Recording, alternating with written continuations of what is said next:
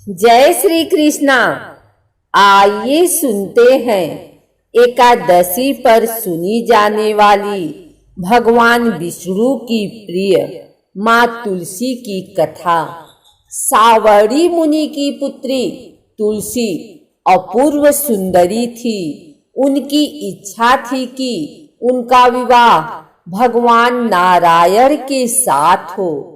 इसके लिए उन्होंने नारायण पर्वत की घाटी में स्थित बद्रीवन में घोर तपस्या की।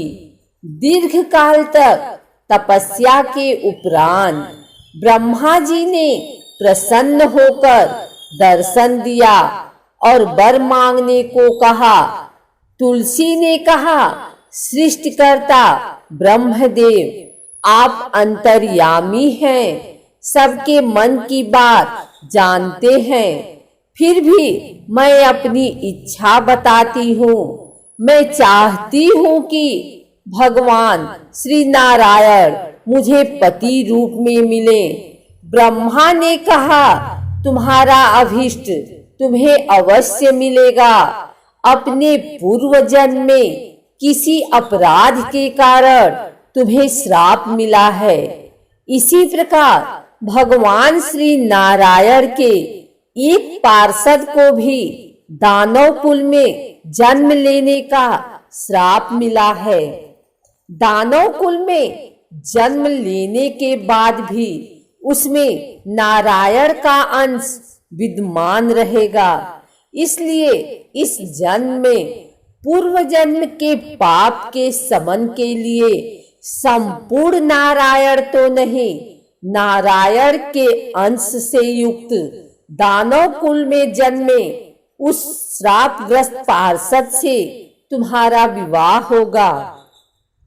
श्राप मुक्त होने पर भगवान श्री नारायण सदा सर्वदा के लिए तुम्हारे पति हो जाएंगे। तुलसी ने ब्रह्मा के इस वर को स्वीकार किया, क्योंकि मानव कुल में जन्म के कारण उसे मायावी भोग तो भोगना ही था। तुलसी बद्री वन में ही रहने लगी। नारायण का वह पार्षद दानव कुल में शंखचूड़ के नाम से पैदा हुआ था। कुछ दिनों के बाद वह भ्रमण करता हुआ बद्री वन में आया। यहाँ तुलसी को देखते ही वह उस पर मुग्ध हो गया। तुलसी के सामने उसने अपने साथ विवाह का प्रस्ताव रखा। इतने में ही वहां ब्रह्मा जी आ गए और तुलसी से कहा, तुलसी, शंखचूड़ को देखो, कैसा देवोपम इसका स्वरूप है। दानव कुल में जन्म लेने के बाद भी लगता है जैसे इसके शरीर में नारायण का वास हो। तुम प्रस्ताव को सहर्ष स्वीकार कर लो। तुलसी को भी लगा कि उसकी तपस्या पूर्ण हुई, उसे इच्छित फल मिला है।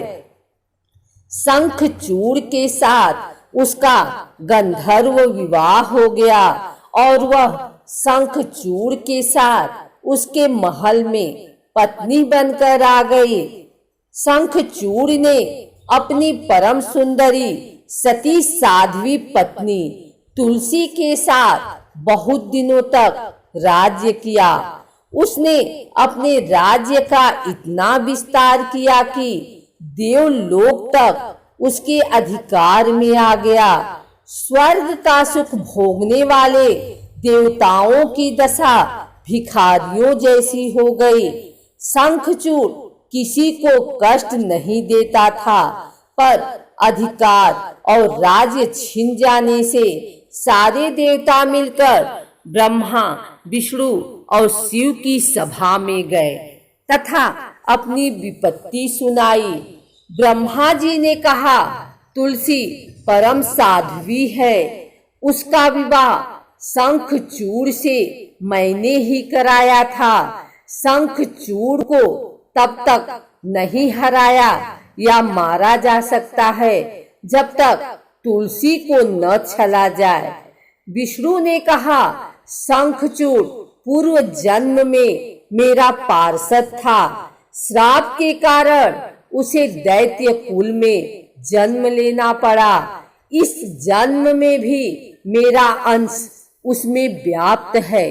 साथ ही तुलसी के पतिव्रत धर्म से वह अजेय है। फिर देवताओं की सहमति से भगवान शिव ने शंखचूड़ के पास संदेश भेजा कि या तो वह देवताओं का राज्य लौटा दे या फिर उनसे युद्ध करे। शंखचूड़ शंकर के पास पहुंचा। उसने कहा, देवाधिदेव, आपके लिए देवताओं के पक्ष लेना उचित नहीं है। राज्य बढ़ाना हर राज्य का कर्तव्य है। मैं किसी को दुखी नहीं कर रहा हूँ। देवताओं से कहिए वे मेरी प्रजा होकर रहें। मैंने आपका भी कोई अपकार नहीं किया है। हमारा आपका युद्ध शोभा नहीं देता। अगर आप हार गए तो बड़ी लज्जा की बात होगी। मैं हार गया तो आपकी कीर्ति बहुत अधिक नहीं बढ़ेगी। भगवान शंकर हंसे। वे तो सब रहस्य समझते थे। तुलसी और शंखचूड़ के पूर्व जन्म के श्राप की अवधि लगभग पूरी हो चुकी थी। बोले, इसमें कीर्ति और लज्जा की बात नहीं। तुम देवों का राज्य लौटाकर उन्हें उनके पद पर प्रतिष्ठित होने दो। युद्ध से बचने का यही एक उपाय है। शंखचूड़ ने कहा, मैंने युद्ध के बल से देवलोक जीता है। कोई उसे युद्ध के द्वारा ही वापस ले सकता है। यह मेरा अंतिम उत्तर है। मैं जा रहा हूँ।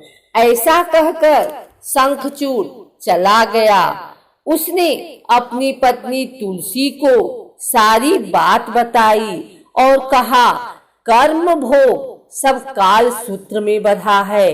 जीवन में हर्ष, शोक, भय, सुख दुख, मंगल अमंगल काल के अधीन हैं। हम तो केवल निमित्त हैं। संभव है भगवान शिव देवों का पक्ष लेकर मुझसे युद्ध करें। तुम चिंता मत करना। तुम्हारा सती तेज मेरी रक्षा करेगा। दूसरे दिन भगवान शंकर के नेतृत्व में देवताओं ने युद्ध छेड़ दिया। शंखचूड़ ने भीषण बाणों की वर्षा कर उनका वेग रोका। उसके प्रहार से देवता डगमगाने लगे।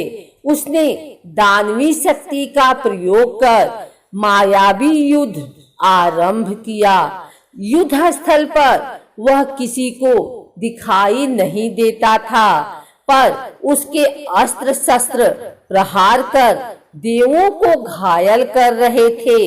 देवगण अपने अस्त्र चलाएं तो किस पर चलाएं, क्योंकि कोई शत्रु सामने था ही नहीं। कई दिनों तक इस तरह भयंकर युद्ध चला।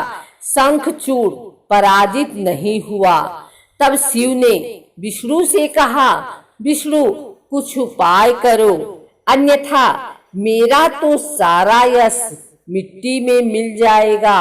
विष्णु ने सोचा, बल से तो शंखचूड़ को हराया नहीं जा सकता, इसलिए छल का सहारा लेना होगा। उन्होंने तुरंत अपना स्वरूप शंखचूड़ जैसा बनाया और अस्त्र शस्त्र से सज्जित हो तुलसी के पास आए। बोले, प्रिय, मैं युद्ध जीत गया। सारे देवता भगवान शंकर समेत हार गए। इस खुशी में आओ, मैं तुम्हें अंग से लगा लूं। पति को प्रत्यक्ष खड़ा देख तथा विजय का समाचार सुन वह दौड़कर मायावी शंखचूड़ के गले से लिपट गई। इस प्रकार पति पत्नी दोनों ने आलिंगन हो खूब खुशी मनाई। पर पुरुष के साथ इस प्रकार के व्यवहार से उसका सती तेज नष्ट हो गया। उसका सती तेज जो शंखचूड़ की कवच के रूप में रक्षा कर रहा था, वह कवच नष्ट हो गया। शंखचूड़ शक्तिहीन हो गया। यह जानते ही भगवान शंकर ने अपने त्रिशूल से प्रहार किया। त्रिशूल के लगते ही शंखचूड़ जलकर भस्म हो गया। शंखचूड़ के मरने को जानकर विष्णु अपने असली स्वरूप में आ गए। सामने अपने पति शंखचूड़ के स्थान पर भगवान विष्णु को खड़ा देख तुलसी बहुत विस्मित हुई। उसको पता लग गया कि स्वयं नारायण ने उसके साथ छल किया है। क्रोध में आकर उसने श्राप दिया, एक सती स्त्री का सतीत्व भंग करने के अपराध में तुम हृदयहीन पत्थर हो जाओ। विष्णु ने तुलसी के श्राप को शिरोधार्य कर कहा, देवी तुम्हारे तथा शंखचूड़ के कल्याण के लिए मुझे ऐसा करना पड़ा। तुम दोनों को श्राप मुक्त करना था। तुम भी अब शरीर त्याग कर तुलसी बिरवा के रूप में जन्म लोगी और मेरी पूजा तुलसी दल से होगी। मैं शालिग्राम पत्थर बनूंगा। मेरे शीश पर तुम आदर से विराजमान होगी। तुम्हारे पति की हड्डियों के चूड़ से शंख की उत्पत्ति होगी।